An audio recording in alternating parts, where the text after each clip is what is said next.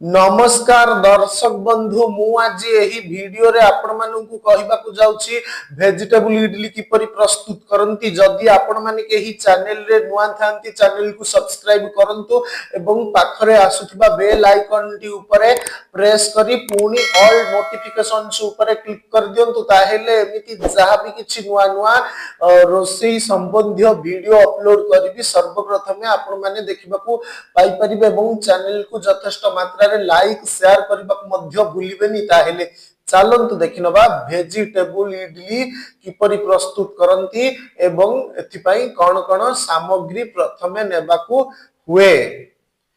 आवश्यक सामग्री सुजी 3 कप, दही 1 कप, फूलकोबी कटा 1 कप, कोबी कटा 1 कप, पियाज कटा 1 कप, ग्रीन मटर 1 कप, गाजर कटा 1 कप, जीरा गुंड 1 चामच, कंचा लंका 2टी कटा, धनिया पत्र कटा, रिफाइन तेल 3 चामच,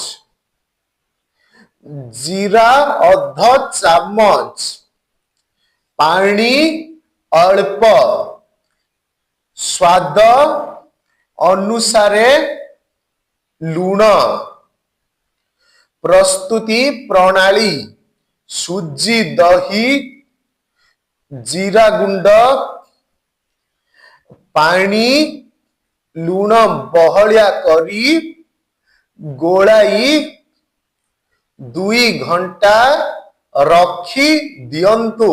कड़ाई रे तेल गरम करी कटा परिबा पकाई लूण देई लाल करी भाजंतु।